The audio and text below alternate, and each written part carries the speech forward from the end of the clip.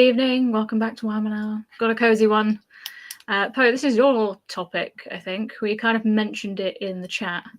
I think we're all half asleep, so we're gonna do a very cozy stream tonight, which is comfort food, or as I called it, slop, which is probably not the best term. But I did not see that you'd called it that, but yeah, I think I'm gonna make a case that comfort food is not slop, and I think we'll have to duke it out. As you... I mean, comfort food is. Yeah, I wouldn't say it was slop, but then I would say comfort food is kind of like peasant food as well. Yeah. I think there's if you let me take the floor, I have been thinking about comfort food, and what I think is that it's not the healthiest food. I think we can all agree to that. Like, nobody wants to eat something that's really like fibrous and really lots of I want to say lots of vegetables, but obviously like things like potatoes and carrots can be very can be really nutritious. I don't think anyone really wants to eat like chickpeas, and I think it depends, because if you ask an Indian person what their comfort food is, it may very well be like chickpeas and lentils. And I think it comes down to the food that your mum would make for you when you were a kid. If you were sick, or if you just when you're a picky eater as a child, and they just want you to eat something that that you'll definitely eat. So I think it's something that comes from your own heritage, that you ate a lot when you were a child, that I think it often has quite a carbohydrate component. I think people want that energy without too much, maybe with some fat as well, like maybe not too much protein or too much fiber. But yeah, that's basically the idea. Like in the winter, you definitely want something warm or hot. But I think ice cream is also a big comfort food for people. It's something that you eat, when you're sick. So it's like something that's easy to digest. Something that people you have it when you're in hospital. Kind of classic hospital food. So those are my thoughts. I suggested this topic because there was a bit of an absence. There was a topic vacuum for a few days, and I prepared a meal for my husband when he was sick, and I'm like, he's on his deathbed basically, and I'm asking him, like, would you like some butter on white bread? Like, would you like some buttered toast? Would you like some apple slices? Like trying to think of like the most basic, most digestible food possible. And I'm like, we have some broccoli. Like, would you like some broccoli? And thinking that it would be like easy to digest, at least like easy to eat. And he's like, yeah. Well, can you put a little bit of soy sauce on it, please? Like that's what really makes it go down. It's like not a classic dish, like not something that his mum ever made for him, but just like something completely random. It's just like boiled broccoli with a little bit of soy sauce is what really hit the spot for him at that on that day. So I wanted to put it to the floor, put it to the other ladies, and put it everyone watching. What is maybe the oddest thing that you've had a strange craving for while ill, and what's your go-to thing that you eat when you're ill? Depends on the illness, stomach flu, for example, apple sauce, apple juice, saltine crackers. Again, very bland, very easy to keep down. Flu, it's chicken noodle soup for sure. Definitely carbs, bread, macaroni and cheese. Again, high in carb, kind of low in flavor. Yeah, typical. Yeah, I mean, I would say I was pretty similar, but if every time I've got a cold or I'm starting to get a cold, it's really obvious because I want to eat absolutely everything. I feel like my body wants everything. It doesn't matter what it is, but I want to eat everything, and like a big portion of it as well. My go-to, I still do it now, is if I can't be bothered to cook anything, and obviously if you're ill, you can't be bothered to cook anything, right? And I feel like it's the most, dare I say it, white girl go-to dinner is just pasta with butter and cheese. And I don't mean cheese sauce. No. Yeah, grated cheese. Yeah, I mean, cooked pasta, you mix in a very unhealthy amount of butter and then just put cheese on top. I thought you were going to eat olives. Like when you said white girl, like my brain just went to like some olives on a plate, which I think is like not what I want to eat when I'm ill. But I thought of a pumpkin spice latte when I heard white girl. Yeah, true. I mean, that does sound comforting, to be fair. Yeah, to be fair, like hot drinks, like comfort. When you say comfort thing, you want comfort food when you're ill.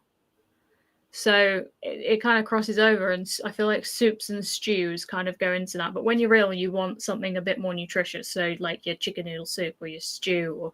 But when you're not ill and you just want some comfort food, it's 9 times out of 10 not going to be healthy. So when you said that your husband Poe wanted broccoli with with soy sauce, I was like, how is that a comfort food? Vegetables are not a comfort food.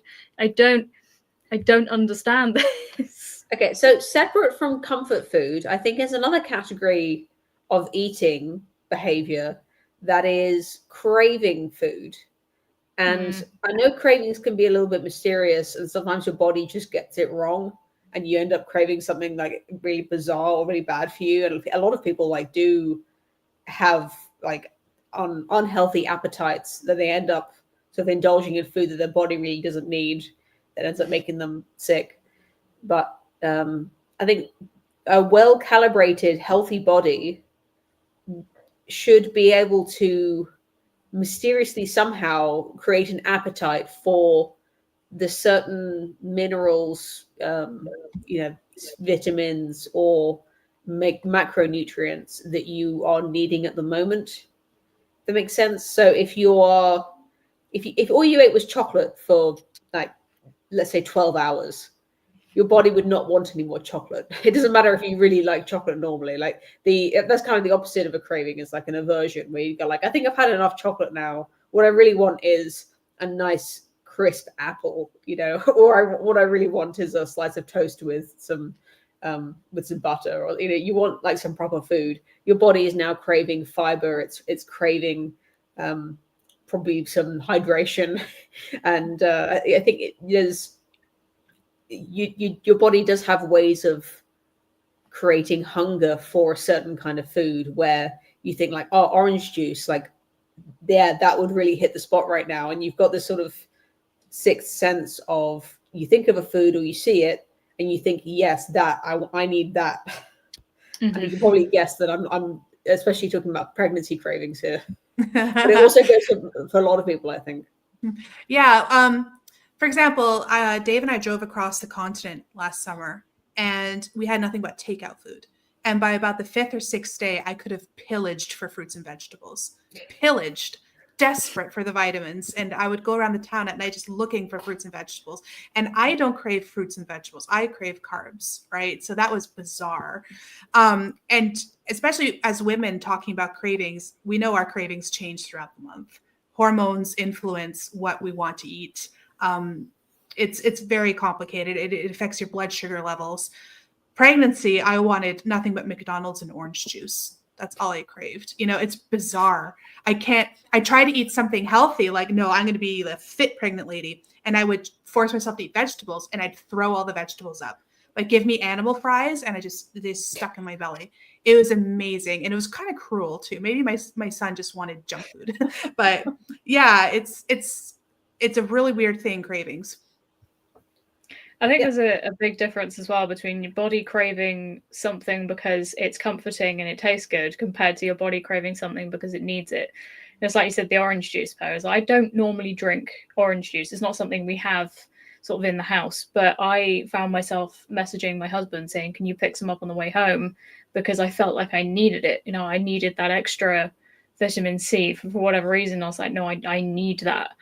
That's, so it wasn't something that I was craving because it was like a comfort thing. That's usually that for me is like cheese. I'm addicted to cheese. It's horrendous. It was the opposite. Hey. Hence the cheesy pasta. Yeah, I love cheese. Cheese is actually addictive. I believe it. What? Yeah. There's an enzyme in cheese that makes it addictive. every night I need a slice of Such cheese, like at the same Such time. Yep, cheese is Crazy. addictive. I'm pretty sure it's cheddar is the worst one as well, which is the cheese that we all eat all the time. So there you go, cheese is Son of addictive. a gun. Oh my gosh. Learn something new every day. Yeah. So in America, you buy cheese. Since we're talking about food, I'll just take it off topic. But you can buy cheese in like what we would call like the American singles, or the little like film packets. Orange. Yeah. But Yeah. is that like Yeah.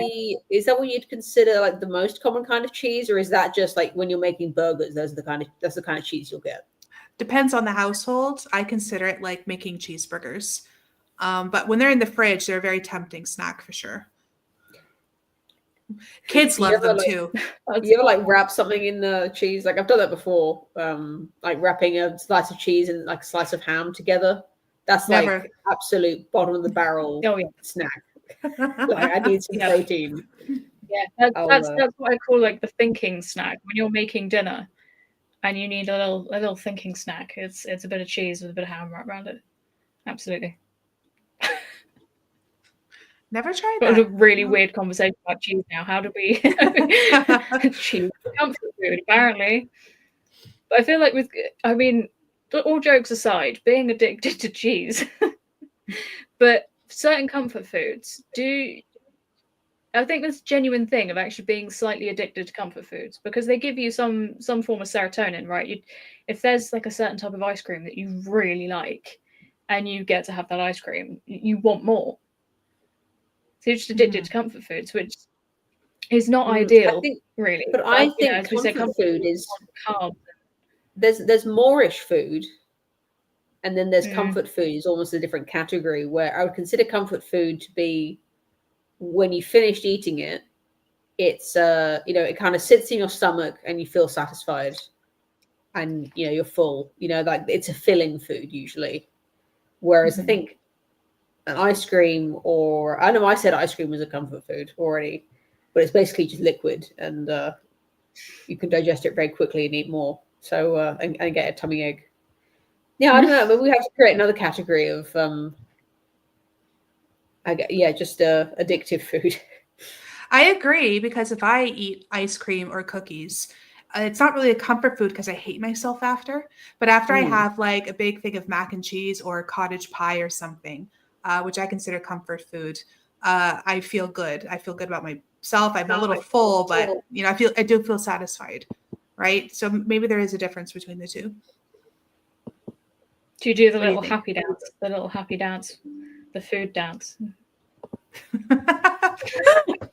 Never tried that. You've been really hungry and you finally get like a really good meal, but it's like a comfort food plus like just your normal dinner. So it's like the perfect match of you've hit the spot.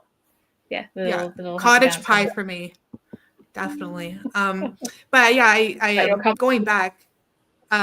With what Poe said at the beginning is that kids have very sensitive taste buds, so you're opting to give them things like mac and cheese or things that have very low flavor but very high in energy. And I feel like my kid's a kid, he could just burn it off easier than I can anyway, so I don't really feel much guilt giving him that sort of food.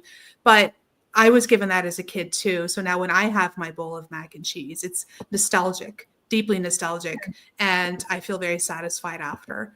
So it's probably what ties into it. Definitely is the nostalgia that comes with it, because I think of a home that's stable. I think of a home that's affectionate. Like all these, you've seen Ratatouille before, right? The movie Ratatouille. Yeah. I forget the name of the French dish that they made for the Ratatouille. Ratatouille. Brain fart. Okay, they made a Ratatouille. It's like, we need the emergency service, call 911, or what's the number for 911? Yeah, so that's how brain fart. So all these memories flooded him. It wasn't just about the food. It was about all the associations that came with the food that made it very comforting. So maybe there's that as well. Maybe that's different from just a simple sugar craving of ice cream or cookies or what have you. Biscuits, you call them. Mm-hmm. You want the nostalgia, like a Christmas morning experience. Birdie, I just found a link to something. I thought this is what you were referencing when you said the happy dance.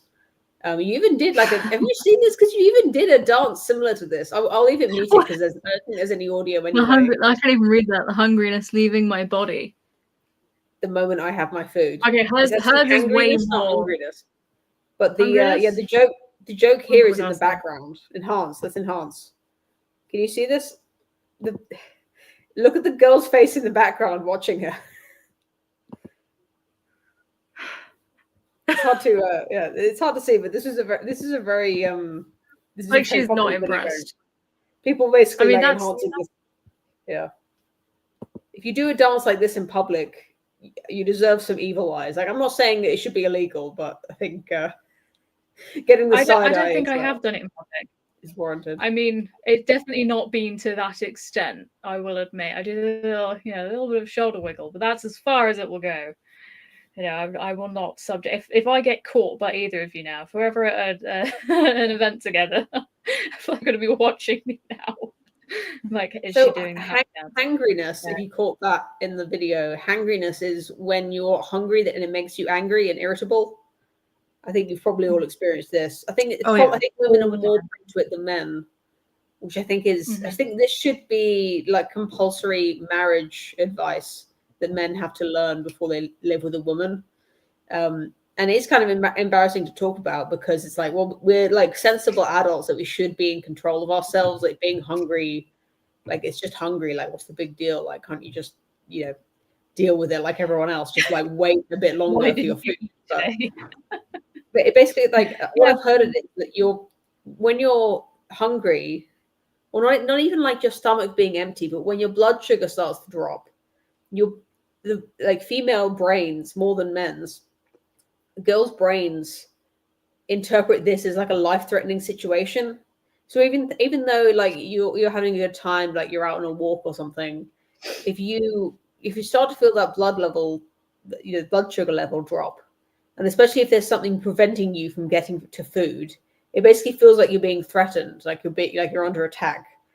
And this, even though it doesn't match up to what is actually happening, it causes you to react to things in a very irritable way. Which is, I think it's good to know, like to be mindful of yourself, but it's also just sensible to, like, I always carry a snack with me if I know I'm going to be away from.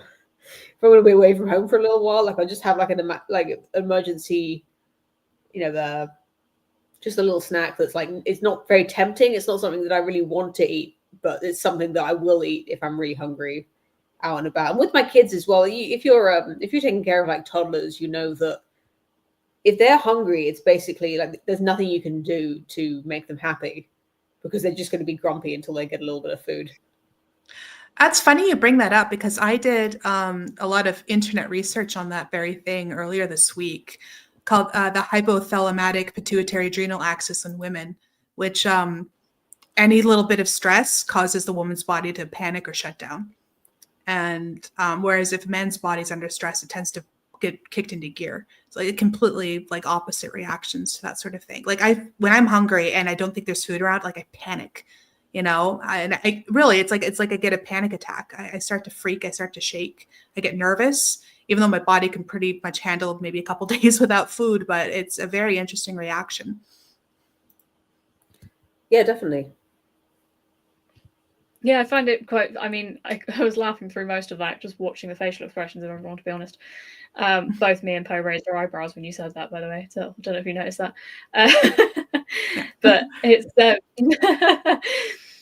yeah, I find it quite interesting that, I mean, again, yeah, it's definitely the marriage thing. All men should go into marriage knowing that their wife is going to get hangry at some point. Mine is basically daily because I have that terrible problem of forgetting to eat, or I have to tell myself like you need food. I don't like, if I feel hungry, I don't go, oh, I should get some food.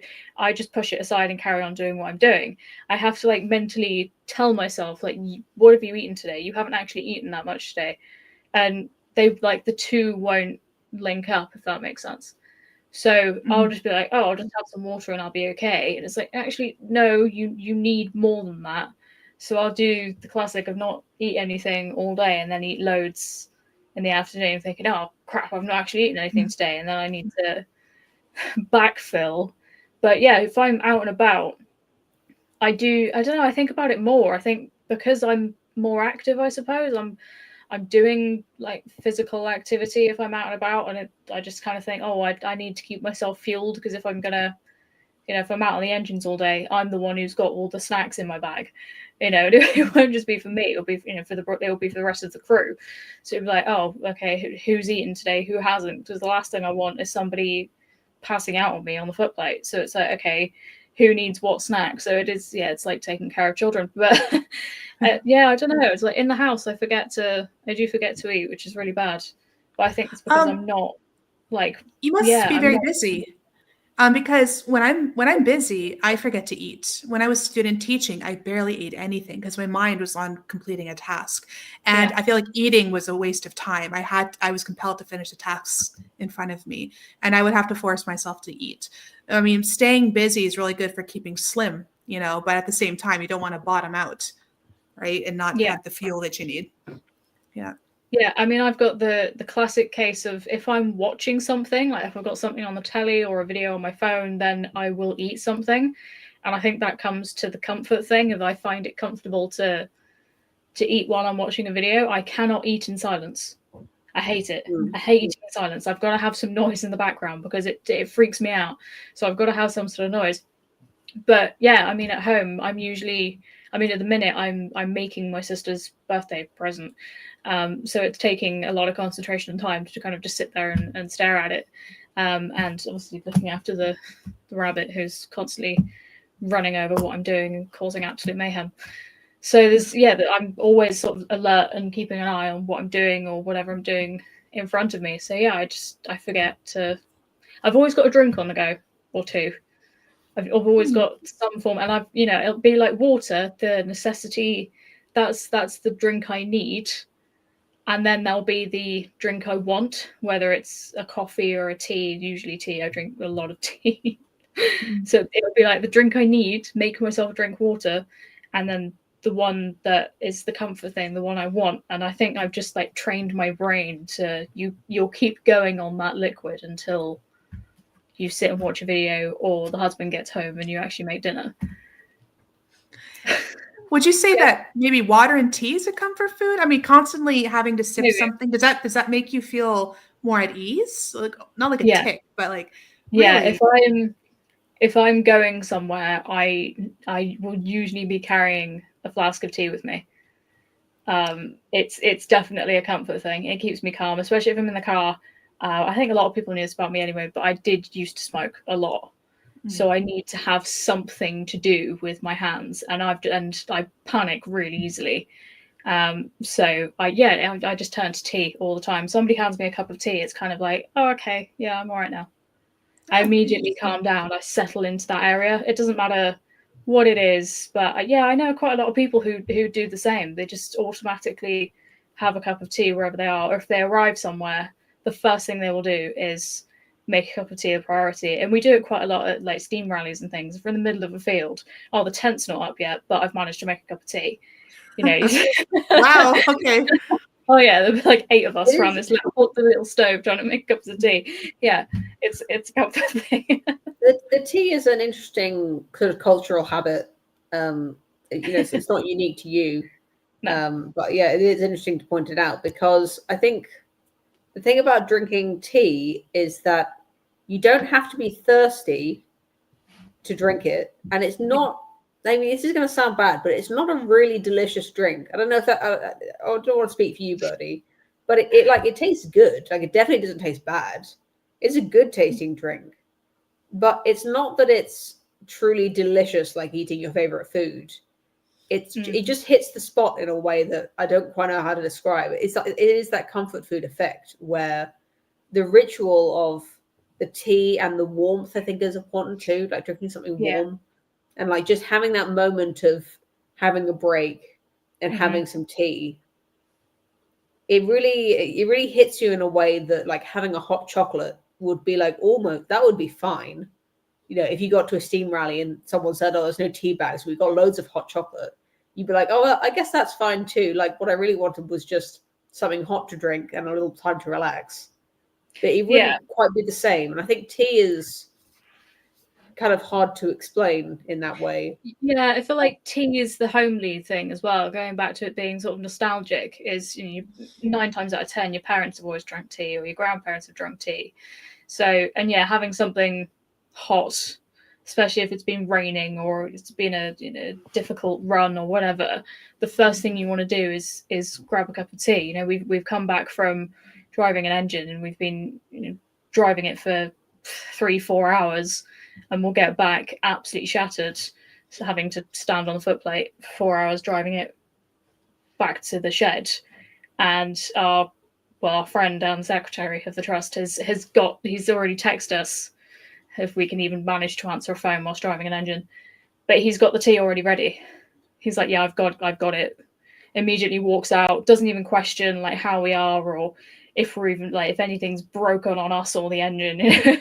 We just put the brake on, tea in hand immediately, because it's that, okay, breathe, take a minute, try and find your brain cells again. But yeah, I think it's not just the taking a minute, and it is something hot, so it's comforting, especially on a cold day or even on a hot day. It's a very sort of, it's one of those things that other people give you a lot as well. If you go and see someone, they offer you a cup of tea. If you go to a meeting, offer you a cup of tea. It doesn't matter where you are or what you're doing, especially here. I don't know if it's the same for you, Turtle, but here it's very much, if there's any form of gathering whatsoever, whether it's one person or a group of 50, 9 times out of 10, they're going to offer you a hot drink of some description. Right. I thought this was kind of an English stereotype that you guys are completely hooked on tea, and drinking it all the time. So, I mean, it is and isn't. That's, do you guys normally put milk in your tea? Yes. Yes. Yeah, Okay. like I'd say like a dash. It's a dash of milk is the normal amount. A dash. There are Englishmen who Englishmen and women who they don't have a taste for tea, or they'd rather have coffee. Like there's actually a lot of coffee drinkers too. Yeah. But I think tea is the default, and if you say like, oh, actually I'd rather have a coffee, someone will make you like an instant coffee, or a drip coffee if it's fancy. But the tea is definitely the default. It's not that weird to have coffee, and it's not that weird to only drink coffee if you just don't like tea. But I think very much tea is the default drink, and it's consumed as a sort of ritual, community, like a cultural ritual to ease social tensions. Okay, Yeah. I think it's more coffee in North America than tea. But I put milk in my tea, and I have people give me weird eyes when I'm in the US. So I don't think they do that in the US very often. But no, I've got a friend from Mississippi, and he's constantly asking me, like, he sends me photos of his tea. And he's like, have I done this right? And I'm like, well, it depends on how you like it. Like some people like it stronger than others. It depends on how you like your tea and which brand of tea you use. So, I mean, over here, I just call it bog standard tea because it's just tea. But my friend in Mississippi, he's got a stupid amount of teas. And half of them you don't actually put milk with. So there are some, like green tea, you don't put milk with green tea. There's a lot. Whereas I feel like in England it is more traditional, I suppose, more of a cultural thing to have. Well, I say black tea, but you put milk in it. So breakfast tea. Standard tea is called breakfast tea. If you order it in like a cafe, that's what they'll call it. And then Earl Grey, I guess, is like Uber breakfast tea. It's like if you want a fancy but relatively normal tea. You have that in the evening. Yeah, I don't know. I think it's got bergamot in it. So. Yeah, there's a different flavor, but I think to an untrained palate, you'd kind of taste Earl Grey and go like, "Oh, that's a cup of tea." And I think and actually, I guess the question would be whether you should put the milk in the Earl Grey. And I think, strictly speaking, you shouldn't have milk with Earl Grey. You should have a little bit of lemon. Yeah. But I'm gonna have. I'm having my Earl Grey with milk. I don't know. I don't care what they say. Yeah, I have mine with milk. My mother-in-law calls me a Philistine because whenever I ask for an Earl Grey, I have milk in it, and she hates putting milk in it. She has given me an Earl Grey more than once with a piece of lemon in, and I do not like it with lemon. And I've told her, and she still tries to give me with lemon in it. So I just don't ask for Earl Grey anymore because I'm like, I don't like it with lemon. I just not a fan. So yeah, normal tea it is, but yeah, because there's breakfast tea and afternoon tea as well. You can get an afternoon blend, and there's not a huge difference in it other than the afternoon blend is slightly stronger. But I mean, no, I wouldn't say many households actually waste their time buying specific afternoon tea and specific breakfast tea, right? It's just a box of whatever the brand may be. And you just drink it all the time. I mean, I have to have a cup of tea in the morning. That's my go-to. I won't drink anything else in the morning. It is a cup of tea. And I drink that much tea that I get caffeine withdrawal if I do not have enough cups of tea during the day. There's Caffeine more. withdrawal is real. It is real. More people should know about the effect, because people think it's a joke. Like, oh yeah, It's I'm not. addicted to caffeine, but it's absolutely not a joke. Like, it's just like It's a not lot a of people joke. are addicted to caffeine, they don't even know. I get really bad headaches and I feel really tired and grumpy and like just generally bad and really groggy. And then my husband will remind me, like, how many cups of tea have you had today? And it's a genuine question because I do drink. Oh, I don't think I want to count how many cups. Get this woman some tea. Oh my god, yeah, it's a lot. It's a lot of cups of tea. But if I only have one cup of tea a day, I will feel like crap. I have to have at least 3 or 4 minimum. I think that's a normal amount. I mean, it's a lot to have to, like, you have to have this much. I have but to actually, have it's not that much to consume over the course of a day. Yeah, like 3 or 4 a day is fine, but if that's your minimum, like that's your starting point. That's how many you have to have just to be so healthy. You don't have a headache. Yeah. Bertie, what's your favorite brand of tea? You're a Yorkshire girl or a PG Tips or a? Oh, I'm a Yorkshire girl. It's got to be Yorkshire tea. I used to drink Yorkshire regular. No, regular. I don't get the hype around Yorkshire Gold. I don't get it. Just regular Yorkshire tea, but it has to be Yorkshire tea. In a gold box. That's it. They put it in a gold box. Yeah, that's what I reckon. Pointless. Costs more. No point. Yeah, just good old Yorkshire tea. I mean, the last Wittown event we went to, there was Yorkshire tea in the rooms, and I was so happy when I found that. I was the happiest girl alive because normally it's PG Tips or what's the other one? I can't think. Tetley, that's the one. Yeah, it's either PG Tips or Tetley. And yeah, I'm now Yorkshire tea all the way. I always have Yorkshire tea. We're at a point where if we're running low on tea bags, we never let the tea bags run out in this house ever.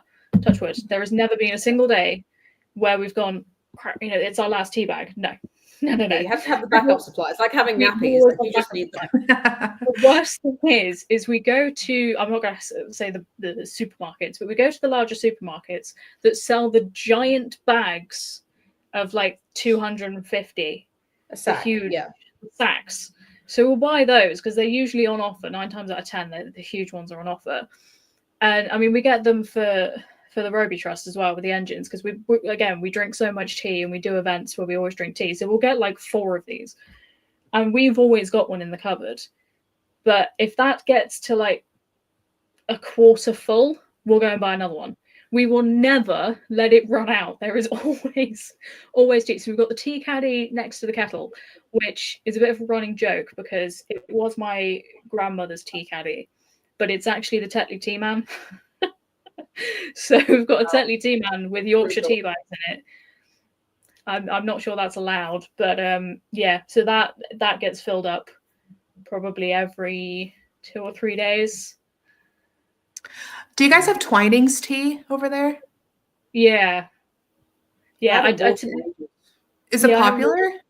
It's like a fancy tea. I think if you're if you wanted to try new flavors of tea, you'd get a Twinings. Yeah, Twinings are quite known for doing different, like Poe says, different flavors of tea. So, I mean, I get my Earl Grey from Twinings because I'll drink decaf Earl Grey because I have it in the evenings. So to try and she says try and lower the caffeine amount. It's never going to happen. Tries to lower the tea, lower the caffeine amount. But yeah, Twinings are known for I wouldn't say fancy. Yeah, I suppose so. The new one is tea pigs. Have you heard of tea pigs? No. Yeah, it's all a scam. Like they give you like a fancy, Yeah. like a woven bag that I think Yeah. is just like ending up Loose- in loose landfill, leaf. basically. Oh yeah, yeah. I mean, as a lot of people know, I live in Cornwall, and there is a very small tea plantation near where we are, and it's really funny because they keep, I wouldn't say harassing where I work, but they keep wanting us to sell their tea, and we keep saying no because they don't grow enough tea leaves basically. So even though it's a very large acreage, it's once you've actually picked the leaves and dried them, it's still not enough to produce the Wow. amount that they need for consumption. So they mix it with, I think they use Chinese tea. Probably was. We were sat there reading the back a bit at work because we were like, this isn't their tea. It's like 5% of their leaves, and then the rest of it is. You got to do an expose. People need to Yeah. know. But the thing is, like, if you want a fancy tea, you're kidding yourself if you're buying a bag, because you know if you're going fancy with your tea, it needs to be loose leaf. You should be buying the dried leaves. Oh yeah, and straining it yourself. That's the quickest way to step up your tea game with a little bit of extra effort. Like these people who are spending, extra money just to get a fancier bag, you've really just no point. I think you just revealed yourself to be a bit of a I silly mean, person, I in my have opinion. got. I mean, my teapots are, and mine are the classic, country cottage bloody teapots that are stained and big, heavy earthenware pots that are on the go all the time. But I do own a glass teapot which has a metal strainer on the inside, which you put the loose leaves in. And yeah, we've used it a few times because sometimes it is nice to have that, because there is a distinct flavor. It's completely different from a normal cup of tea. If you're actually making a tea from loose leaf, then it's a huge difference, massive difference. But we don't tend to use it that often because tea for us it's comfort, it's quick, it's something you can make in a matter of minutes. You throw it together.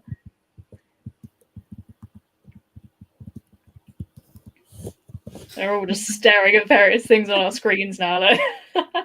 Well, I think we've completely rinsed the topic of comfort food and also gone quite deep into tea. So Yeah, I guess question of where can we take the stream from here? We've got some suggestions in the chat from. We have one person says that their comfort food is haggis and crispy onion mac and cheese.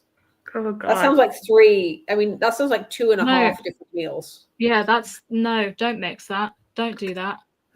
Also, it's Burns night on the 25th, of those who haven't remembered. So get your haggis in for them.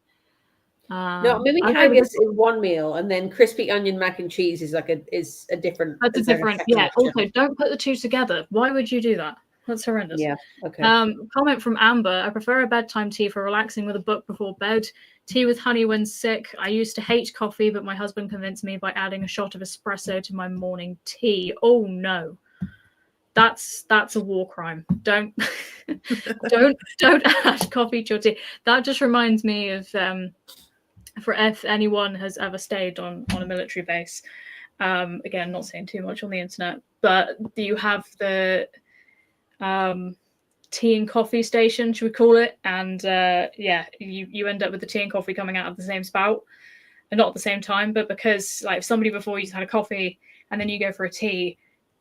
Yeah, it's a disgusting combination of the two. Also, if you want to get into coffee, either learn how to make it properly, or because I used to hate coffee, and it took me years, and I've been making coffee for again, for those who don't know, I am a trained barista. Look into that as you will. But I've been doing that for 12 years. But I used to hate coffee. And I don't know whether it's because I was around it all the time but again, we brought in a different coffee at work and I prefer it. I don't know why, but it's the proper coffee beans and we grind it down and whatever. But at home, there is only one brand of instant that I will actually drink. There's a lot of instants that I don't like. I feel like coffee you have to investigate a bit more. Whereas tea, yeah. Tea is either tea bags are definitely fine. Yeah, they're not as good as loose leaf, but compared to coffee with like instant, I feel like it's just a completely different drink. Like you're just like you just got like some kind of coffee flavored abomination. I hate instant coffee. Yeah, I'd yeah. Amber, we're not rather have endorsing that. water. Like I'd rather have nothing. That's not okay. Don't ever do that again, please. Absolute war crime. Adding espresso to your morning tea. Oh, you know what I do? If I have to have instant like if I really need the caffeine and all there is instant coffee, I'll add like hot chocolate and make myself like an instant coffee mocha. Mocha. Because Like that mocha, is like the chocolate, the sweetness at least masks the horrible bitterness of instant coffee. Yeah. Another trick with instant coffee, especially if you have milk in your instant coffee, don't pour the boiling water directly on the instant coffee because it will burn it and it makes it really bitter. So pour the milk in Maybe that's first. probably going wrong. Yeah, maybe. And if your milk is really cold, then the instant coffee won't melt straight away. That makes sense. So pour a little bit of milk in your cup first. Takes a little bit of prior planning, but it's worth it. I promise you it's worth it. This is instant coffee at home. Pour a little bit of milk in your cup. Go and do whatever you're doing so the milk gets to off cold. I'm not saying let it sit out for hours, that's disgusting. But get it off cold, put your instant coffee in, give it a quick mix, and then add your boiling water. And it doesn't taste as bitter because you've dissolved it slightly into the milk. So I was like, she just run off. Is she going to try this? I don't know. That felt like panic there. We've got another comment from Ian. I haven't got my glasses on, so you have to forgive me for leaning really close to the camera. Waitrose own tea in a yellow box is a decent replacement for Yorkshire tea if you're ever in a bind. No, see, again, Ian, I never let my tea run out. The day my tea runs out is the day somebody needs to break down my door because something is really wrong. Really wrong. But not so wrong that you stop drinking tea, just everything else. Yeah. The day I don't drink tea is the day everybody should be incredibly concerned. Think of the headache. Amber, what the hell's a dirty chai? Dirty chai is delicious. I think that must be the practice of the coffee and tea. That's not a thing, because chai tea is completely different again. That's Turtle. You okay? Yeah. Sorry. An electrician was here. He needed to find out where the panel was. We're putting in a new kitchen in the basement, so I might lose power for a minute. I'm still stuck on your coffee discussion because I think instant coffee is a sin against God. I'm all about whole bean, grinding the whole beans, mixing and matching different, light roast, dark roast, whatever, and just the flavor that you get from that. And also like dark roast coffee has less caffeine than light roast coffee as well, which is very interesting. So I don't know, like I haven't had instant coffee for many years because I could just think it's like, no offense, bottom of the barrel, bitter, disgusting. More of a thing for you guys to have like proper coffee machines in your kitchen, whereas we don't. Like if you do here, then you're bougie. If you've got a fancy coffee machine, it's because you're bougie. So I feel like it's easier although the price of instant coffee now is disgusting. I'm not gonna lie, the price of instant coffee over here is skyrocketed. But especially for what you get, yeah. But yeah, I feel like over here, if you want a proper coffee, as in ground decent coffee, you have to go to a cafe or a coffee shop. It's kind of a thing to do that. You go out and have a coffee. If I go out, I probably won't order a tea. I'll order a nice coffee because I don't get it at home. But you can also buy you buy ground beans, and you can make a pretty good like a drip coffee. Or there's a few like at home makers that aren't a full on machine, or people don't have a grinder, but they might still have a cafetiere. Just pour it at the top. That makes a pretty good coffee. Yeah, I'm not a snob because I won't turn my nose up at that. I think that's fine. Like buying the beans ground already. I'd rather grind them fresh, but it is a mess because like the grinder creates so much static electric. It's like you got to leave it for 5 minutes. And by that point, it's like, I'm gasping. I'm like, I need this coffee now. Yeah. I mean, we have got a cafetiere, and we've just bought some more coffee for it actually, because if we are going to have, especially on a Sunday, it's kind of a Sunday thing, we'll have some proper coffee. because we've just got a bit more time. You slow down on a Sunday, so you've got a bit more time. You have proper coffee. So we'll either do the cafetiere, or we have got a tall coffee pot. For those who don't know, it's not a teapot; it's a coffee pot. They're skinnier, taller, but we've got. Well, I say we've got. I've got. It's basically like a cloth bag with like wooden holders on it, and you put your coffee in it and you balance it. Well, I don't say balance it, it does hold itself on the top of your mug or teapot or whatever, and you pour the hot water in it and it slowly drips down into it. So it does make a really nice coffee, but the only problem with it is that you don't get the froth, and I quite like having the froth on the top. A lot of people say no, you shouldn't have the froth on top of your coffee if you're using the ground coffee, which I think is ridiculous. It's the creme. I want the creme on the top of it. And the only problem with the cloth bag is it basically filters out the creme, and the creme stays within the discharge coffee that you've already used, which really annoys me. Whereas the cafetiere, again, you kind of mess up the creme with the cafetiere, but it's fine. But yeah, that's the thing with an actual coffee machine, is that you will get the full amount of flavour with it. And the water is not boiling. It is not boiling water, which is another thing. You'll ruin your coffee with boiling water. Ruin your coffee. So if one more person asks for their coffee to be extra hot, I'm going to throw it at them. It's, oh my God. Don't do it, people. Don't do it. Don't put boiling water in your coffee. Tea, yes. Coffee, no. Simple. It's not difficult. Not difficult. What's your go-to comfort food, ladies? Macaroni and cheese. Mac and cheese. Mm-hmm. Solid. Okay. If you say broccoli, don't. No. I think I could like jam on toast. Like lots of butter, not too much jam, with a cup of tea. I could basically eat that. That's like a pretty good breakfast. Not very substantial, but it's a pretty good breakfast.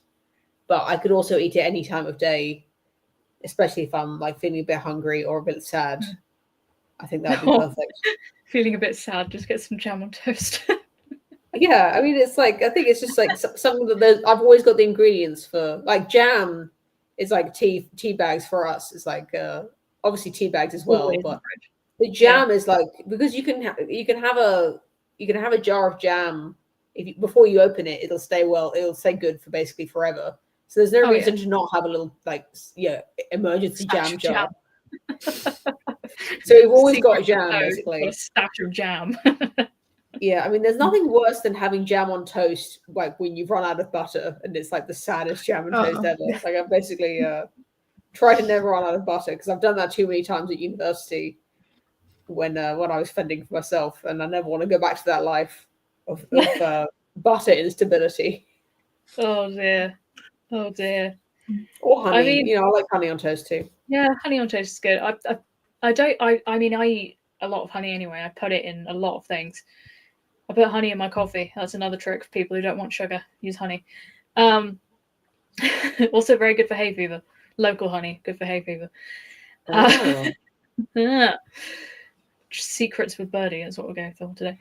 I feel the only problem with honey on toast is if you put it on when it's too hot and then it cools down, you get like the little crispy, it goes like slightly crispy. I'm not a fan of that, I have to admit. When the honey is too runny, you ever like see it like it the fat on the butter repels the water in the honey, and it forms like droplets, and it just like runs straight off the toast. Yeah, it just ends up absolutely everywhere. It's an absolute mess. That's not what you want in the morning. Not what you want in the morning. I feel like the jam knows where to stay. It stays in the where you put it. Jam knows. Yeah. Seedless jam in this house. I can't be messing around with like raspberry seeds. I know that's like the traditional way to do it, but like once I went to seedless jam, I'm never going back. Like I don't want to be picking seeds out of my teeth after I have my jam on toast. That's just jelly. That's not jam. No, there's pulp in it. It's got like, it's not like a homogeneous jelly. It just doesn't have the seeds. It's a massive benefit. I'm going to blame that on the kids and pretend that you didn't just say you don't like jam with seeds in it. I mean, it still tastes good. It's just that I have to have the experience of getting like seeds, for like hours, and they got the seed in my teeth. It's like you can't think about anything else until that seed is out. Yeah, your tongue can touch it, but your tongue can touch it, but your finger can't. All day. Like, which one is it? Is it this one? Just there for hours on end. I don't think we barely ever buy jam in this house. For some reason, we always end up with jam, whether it's given to us or it's a gift or we always end up with jam. I mean, this year we got a giant jar of jam and the same of marmalade in a Christmas hamper. And they're going to last for ages because we don't have it every day. But I just know for a fact, out of some wizardry, as soon as it gets low, we're going to end up with another jar of jam. And it just happens. And I don't know how. People give us jam. It's a weird phenomenon. Marmalade is a massive letdown, in my opinion. I don't know what you think about marmalade. It's way too bitter. Like, it looks so delicious, like the beautiful, like orange. Marmalade have you been eating? I don't know. Like, I think it just tastes like orange peel, right? Isn't it made with orange peel? It tastes like it. Well, does the raspberry jam taste like raspberries too? My goodness. The peel, like, it tastes like I'm biting the outside of an orange. Like I haven't peeled the orange. Pai, do you drink smooth orange juice as well? I'll take both, but yeah, I'll have it. Yeah. I won't turn down a smooth orange juice. They're making me sound like I'm a picky baby now. Like I only have the seedless, no pulp, the seedless, pulpless food. I don't need the crusts on my toast. No,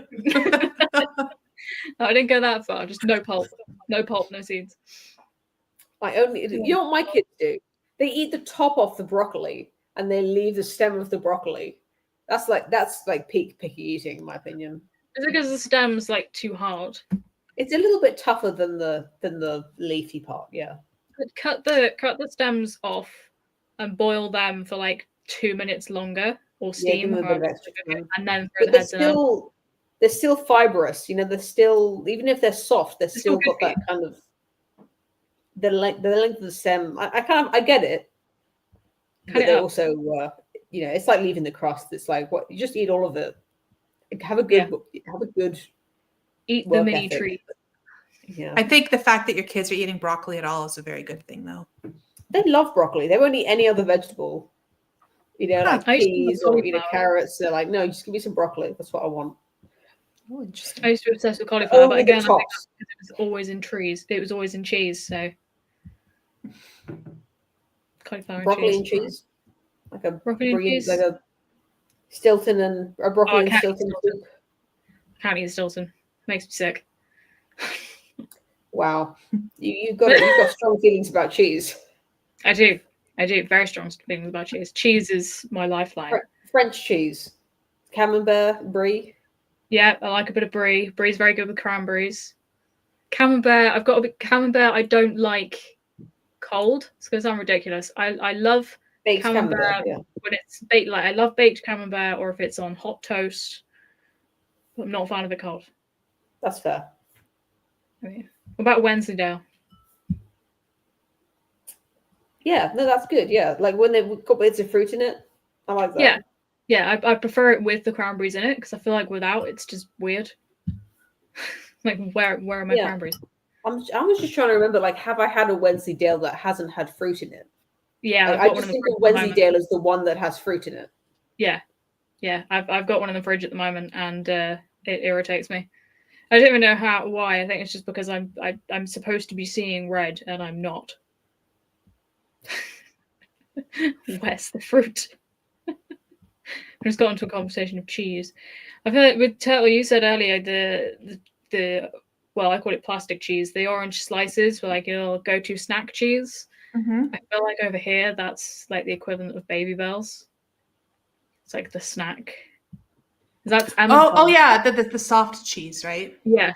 Well, yeah, really little soft. round. Yeah. Oh no, sorry, they're in a wax. They're in the wax. Yeah. Yeah.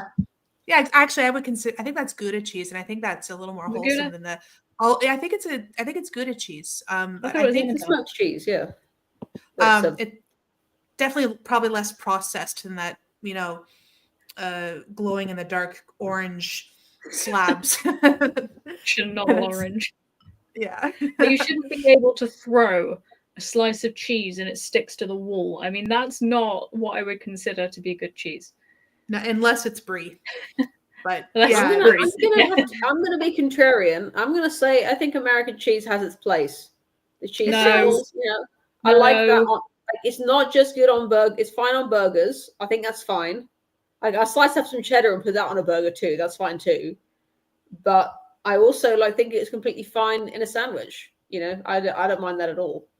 I'm not going to be a snob and say I will not eat the American singles cheese. I think it's. I'm going to say it. I'm going to be that snob and say I'm not going to eat the American singles cheese. I'm not going to do it. Nope. Yeah, I loved it as a kid. No, not now. I can't do Cheese it. Whiz. What is that? Cheese Whiz? You don't know what that is? No. Should I know what that is? I'm not sure about know what that is. Just that's the the one in the can, is it? No, it's in a jar. Oh yeah, no, that's not the spray cheese. It's in a jar, and it's basically, if you were to take the American cheese and turn it into a spreadable form, it would be Cheese Whiz, ultra processed. Oh yeah, I mean that would be bottom of the barrel cheese for sure. It's like the spray cheese, right? No cheese should be able to be sprayed out of a can. That is yeah, that sacrilege. Okay. Yeah, this is in a jar, and you just use a knife and you spread it like you would butter, but it's like American cheese in spreadable. It's absolute, just really highly processed. I mean, kids love it, but I guess you don't sell it in the UK, and that's probably a good thing. I've tried the spreadable marshmallow. What do you call that? Like mallow spread? Yeah. Yeah, you can get that. I don't want it on a sandwich. I don't really know what the purpose is, but I've tried it and I think it's fine. It's like a marshmallow. It's like processed sugar. I know what I'm getting. I found that. I was like, what do I do with it? Like, what do I put it on? I don't want. We didn't really know what to do with it. What's it for? Put it on ice cream, maybe, or a sundae. Can you just scoop it and put it on your ice cream? I've seen people do that. I don't even know. I feel like I'll probably never buy it again. This was a while ago, but I ended up with this jar for 3 weeks because I had no idea what to do with it. It was just marshmallow fluff or whatever it's called. Fluff, that's the name. Yeah, it's called fluff, isn't it? Yeah. Marshmallow fluff, which already is a really weird name. Should I be eating this, or is it for a child to play with? I'm not entirely sure. I feel like, could you put it on a cake? I don't know. Could you use it as a icing replacement? Yeah, you could use it to make icing, I think. Could you toast it? Could you get your little mini flamethrower out and give it a bit of a... You think you could end up with something like the texture of a marshmallow, chewy on the outside and gooey on the inside? That's my thinking. On the subject of America, I don't know how I kind of imagine you live in a village that's 10 miles away from the closest supermarket, Birdie. But in my closest supermarket, we have the American section. And I often like to go, the thing is, Turtle, I don't know if you really understand the extent to which we've been exposed to things that are on, American TV. I'll see candy in the American section that I've seen in episodes of Seinfeld or in Friends. I'm like, look, they've got the milk duds. I want to try the milk duds. And I knew what Lucky Charms were before I ever tried them. They got they're called marshmallows, but they're just little pieces of not hard sweets, but they dissolve on your tongue. Yeah, it's kind of an experience. They're not really hard, they're not really chewy, but I got really into Lucky Charms for a while. I really liked the whole experience of it, and you end up with the kind of gray blue milk at the end. Well, it gives you green poop, which I think really? Oh yeah, it gives some people green poop, which I think is they should use it for advertising. It's Irish Lucky Charms, and and you get green poop out of it. I think it'd be brilliant for advertising. I don't think I ate that much. What concerns me? Should you be eating something that gives you green poop? Well, look, Birdie, if it's coming all the way through you, that means it's not hurting you. It's not being Well, this is absorbed in your true. body. It just This goes is straight true. through. I think I'll stick to my non-processed cheese, thanks. So Well, I haven't had Lucky Charms for a long time, but if anyone wants to buy me some, just DM me and we'll set up some kind of Amazon locker situation where I can pick up. Lipo Lucky Charms. Yeah. Well, we've managed to make it to the hour, talking about sort of comfort food, tea, various forms of cheese, if it can be considered cheese at all. Coffee. Yeah, we've covered coffee. We didn't mention mellow birds once, which I think's a pretty good going, to be honest. I'll take that. So with that, thanks for joining us. Very random cozy chat. That's probably the most random one we've had yet. Anyone has any topics, let us know. Anyone wants to join Wamen, let us know. We'll try and keep the topics, I want to say regular, but we'll see. We'll see what happens, whether they're serious or not, or just a cozy chat like this one. But until next time.